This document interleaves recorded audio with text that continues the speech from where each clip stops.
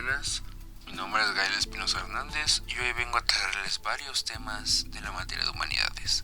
Espero que lo disfruten y a continuación el video. Y bueno, el primer tema del cual les vengo a hablar en este video son las éticas materiales y formales. Las éticas materiales, estas éticas se centran en el contenido o sustancia de las acciones, es decir, en los resultados o consecuencias de las acciones para determinar su moralidad. Las éticas materiales evalúan si una acción es correcta o incorrecta en función de si puede producir resultados buenos o deseables. Ejemplos de éticas materiales incluyen el utilitarismo, que sostiene que una acción es moralmente correcta si produce la mayor cantidad de felicidad o bienestar para la mayor cantidad de personas. En las éticas formales, por otro lado, las éticas formales se centran en el proceso o la forma de las acciones independientemente de sus resultados. Estas se basan en el principio abstractos o reglas universales que determinan la moralidad de una acción. Un representante destacado de las éticas materiales es Jeremy Bentham, el filósofo británico considerado el fundador del utilitarismo. Bentham sostuvo que la moralidad de una acción debe evaluarse en función de su capacidad para producir la mayor felicidad o bienestar posible para la mayor cantidad de personas. Su enfoque ético se centra en maximizar el placer y minimizar el dolor. Un ejemplo de las éticas materiales puede ser el utilitarismo. Supongamos que un médico tiene un solo trasplante de órgano disponible y debe decidir entre dos pacientes. Según el utilitarismo, el médico deberá elegir el paciente cuya vida se beneficiara más del trasplante, es decir, que aquel cuya supervivencia resultara en mayor cantidad de felicidad o bienestar para la mayor cantidad de personas. Por otra parte, las éticas formales, tengamos en cuenta o supongamos que una persona encuentra una billetera perdida en la calle con dinero y tarjetas de crédito. Según la ética deontológica de Kant, la persona estaría normalmente obligada a devolver la billetera a su legítimo propietario, independientemente de las consecuencias o beneficios que nos podría dar. La acción de devolver la billetera se consideraría moralmente correcta. Por siguiente, el principio debe ser respetar la propiedad ajena. En resumen, que las éticas materiales se centran en las consecuencias de las acciones y son más flexibles en cuanto a las reglas. Las éticas formales se basan en principios abstractos y universales, haciendo hincapié en la importancia de la intención y deber moral. Otro tema del cual les vengo a hablar es el eudemonismo. El eudemonismo es una teoría ética que sostiene que el objetivo fundamental de la vida humana es alcanzar la felicidad o el bienestar. Esta filosofía ética se centra en la búsqueda de la realización y la satisfacción personal como el principio rector de la conducta moral. La palabra eudemonismo deriva del griego eudaimonia, que se traduce comúnmente como felicidad o flourishing. En el eudemonismo, la felicidad no se entiende simplemente como un estado emocional pasajero, sino como un estado más profundo de realización y plenitud, que surge de vivir una vida virtuosa y significativa. Según esta perspectiva, el logro de la felicidad se alcanza al cultivar y practicar virtudes como la sabiduría, la justicia, la valentía y la generosidad, y al vivir de acuerdo con valores que promueven el florecimiento personal y bienestar general.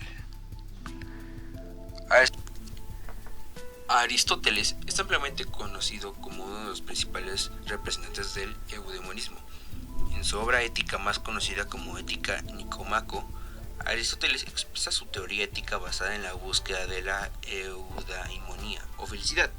Según Aristóteles, la felicidad no se encuentra en el placer o en la satisfacción de deseos momentáneos, sino en la realización de las capacidades humanas y el desarrollo de las virtudes. Él argumenta que la eudaimonía se alcanza viviendo una vida virtuosa en la que se practican las virtudes morales y buscan el bien común. Una idea general del tema es como objetivo principal la felicidad. El eudemonismo considera que el objetivo fundamental de la vida humana es alcanzar la felicidad o la realización personal. Esta felicidad se entiende como un estado de plenitud, satisfacción y florecimiento que va más allá de un placer momentáneo y abarca una vida bien. El desarrollo de virtudes. Para alcanzar la felicidad, el eudemonismo promueve el desarrollo y la práctica de virtudes morales y éticas. Un ejemplo es la elección de una carrera. Un individuo que sigue los principios del eudemonismo considera que carrera le brindará la mayor satisfacción personal y realización profesional, en lugar de simplemente buscar la opción más lucrativa. Un contraste del eudemonismo es el consecuencialismo. Mientras que el eudemonismo se centra en la realización personal y la búsqueda de la felicidad como objetivo ético, el consecuencialismo evalúa la moralidad de una acción en función de sus consecuencias. Un tema también muy importante es el hedonismo. El hedonismo es una teoría que sostiene que el placer, entendido como la ausencia de dolor y la presencia de sensaciones agradables, es el único bien intrínseco y el único objetivo moral. En otras palabras, el hedonismo postula que la búsqueda del placer y la evitación del dolor son los principios rectos de la conducta humana. El término hedonismo proviene del griego hedone, que significa placer. Sin embargo, es importante destacar que hay varias formas de hedonismo, que van desde el hedonismo psicológico, que se centra en la maximización del placer individual, hasta el hedonismo ético, que sostiene el placer como el criterio principal para determinar la moralidad de una acción. Uno de los representantes más influyentes del hedonismo es Epicuro, un filósofo griego antiguo que vivió en el siglo XIX a.C.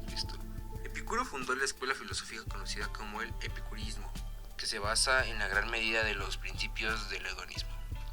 Epicuro, el objetivo principal de la vida era alcanzar la ataraxia, que se traduce comúnmente como tranquilidad o ausencia de perturbación. Creía que esta ataraxia se lograba al maximizar el placer y minimizar el dolor a través de una vida guiada por la prudencia, la moderación y la búsqueda de placeres simples y naturales, en lugar de placeres intensos y efímeros. Las ideas generales del hedonismo son el placer como bien general, la búsqueda de la felicidad, la variedad del placer, la evolución de consecuencias y la moderación y prudencia. En resumen, el hedonismo es una teoría ética que sostiene que la felicidad y el bienestar se encuentran en la búsqueda del placer y la satisfacción personal, priorizando la maximización del placer y la minimización del dolor en la toma de decisiones y acciones. Un ejemplo del hedonismo podría ser la selección de un plan de vacaciones. Supongamos que una persona está planificando sus vacaciones y debe decidir entre dos opciones. Opción A, unas vacaciones en un resort de lujo en una isla tropical con todas las comodidades, actividades de ocio y exquisitez gastronómica. Sin embargo, esta opción implica un alto costo económico y puede generar estrés adicional por la planificación y el gasto. Por otra parte, el plan B, unas vacaciones más sencillas, como acampar en el parque nacional, disfrutando de la naturaleza, las caminatas, las fogatas y las noches estrelladas. Esta opción es más económica y relaja los términos de planificación y gasto. Desde una perspectiva hedonista, la persona considera que la opción que le brinde la mayor cantidad de placer y bienestar, aunque la opción A ofrece lujos y comodidades que pueden generar placer inmediato.